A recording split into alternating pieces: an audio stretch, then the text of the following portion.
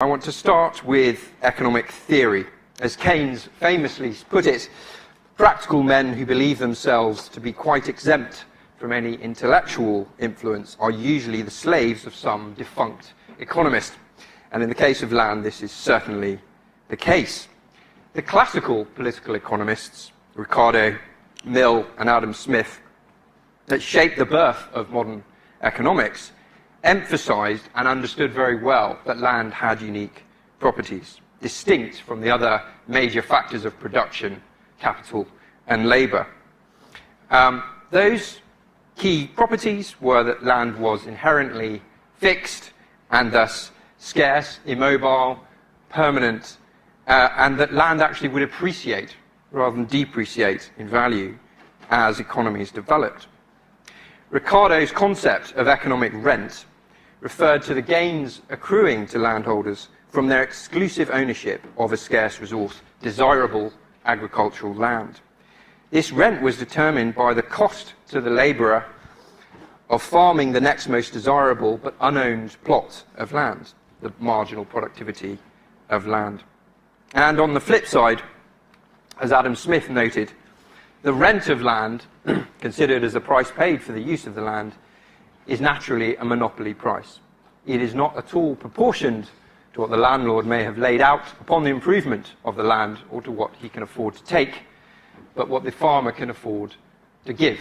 In other words, if you're lucky enough to own a plot of land in an area where there is a lot of economic development, you are able to charge rent to whoever wishes to occupy that spot, totally unrelated to the effort that you are investing in the quality of that land and the quality of the services you are providing upon that land. And this is an absolutely fundamental concept in economics, which, as I'll explain, has become lost over time. The classical economists feared that landowners would increasingly monopolize the proceeds of growth as nations developed, and this desirably locational land became more scarce.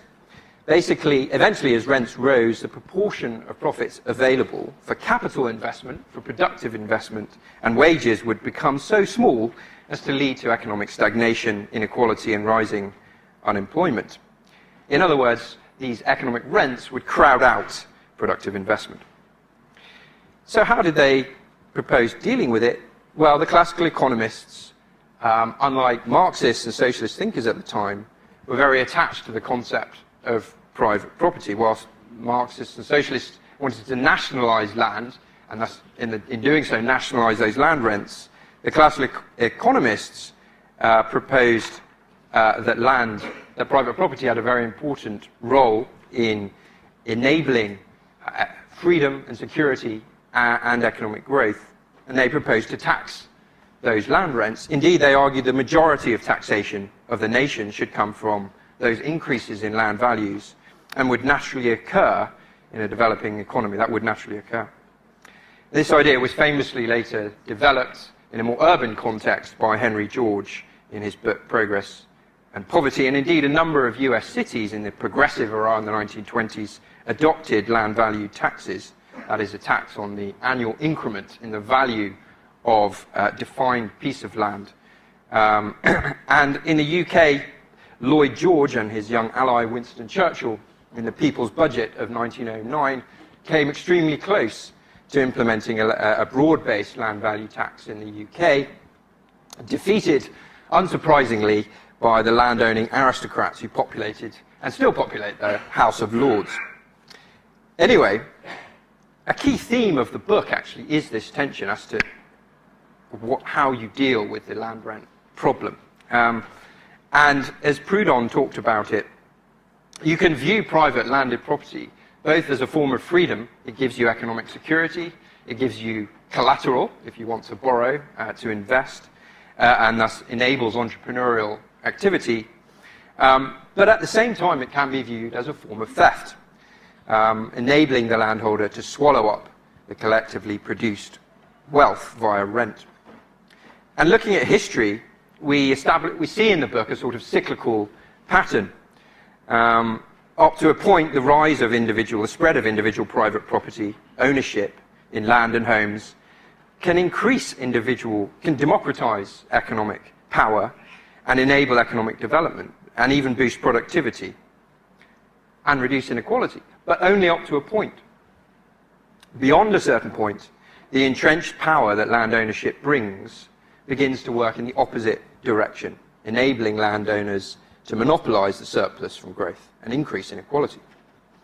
So that's a key theme that runs through the book.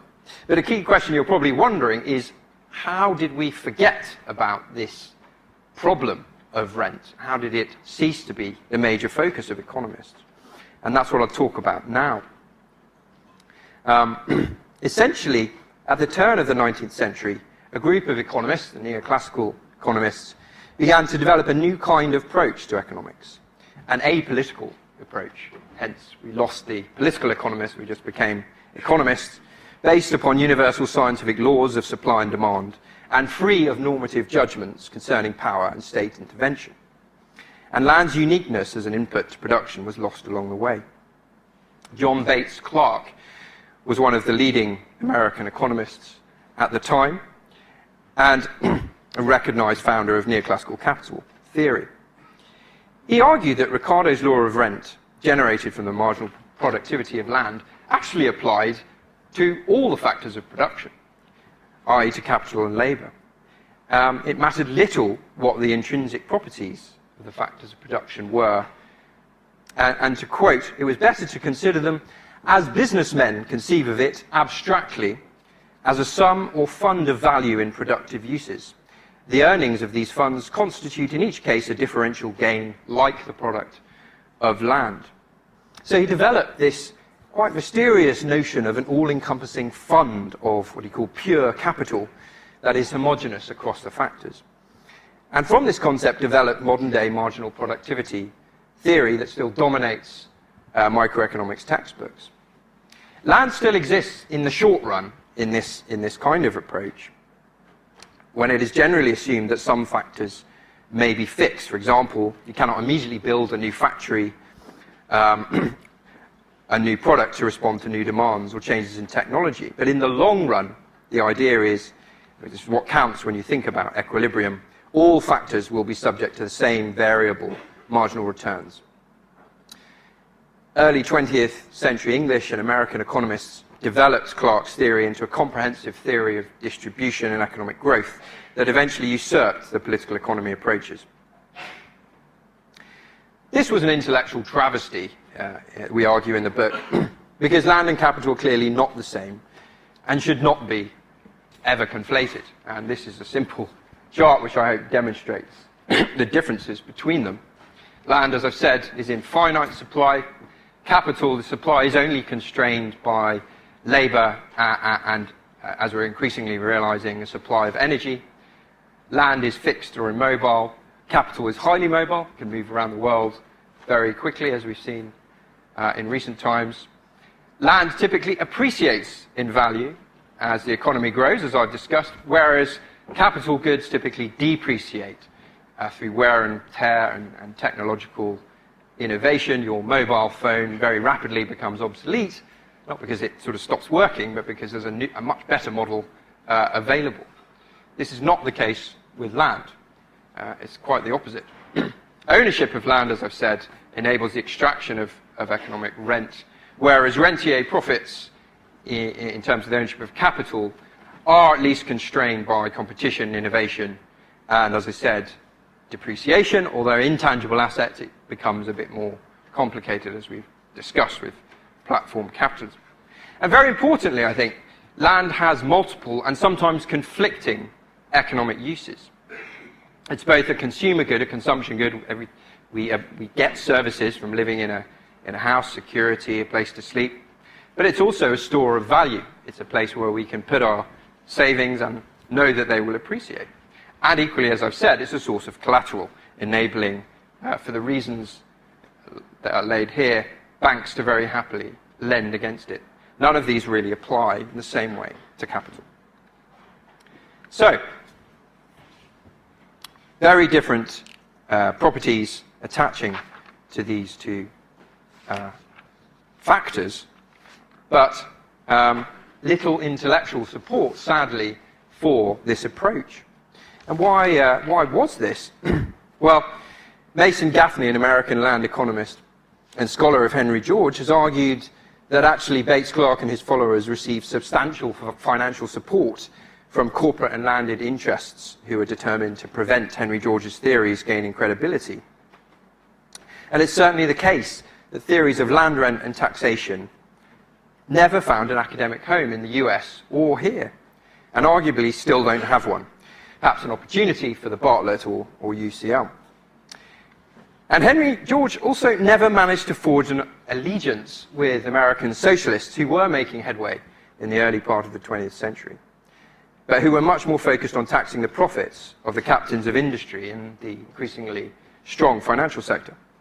And it's also the case that actually in the early 20th century America, land was relatively freely available as people moved westwards across the country, which meant that economic rents were less concentrated and less obvious. So in some ways, the shift from agrarian to industrial production may have obfuscated the appearance of these economic rents. Now, informed by this theoretical background, I will turn, as we do in the book, to the history, a bit on the history of the land economy in the United Kingdom. I should just say we focused on the UK for a number of reasons. The first one is it's absolutely impossible to do justice to the land economy in a number of countries at the same time in the same book, such as the complexity of the institutions involved, and also the housing crisis in the UK is clearly much more dominant than a number of other countries. But I think what I'm going to say now does apply to a number of other countries. So, what happened in the UK? Well, land, as I said, turned after the Second World War from being primarily a source of production during the Industrial Revolution to a consumer good, the family home. And the home consumer became the key source of demand, actually, in the sort of Keynesian form.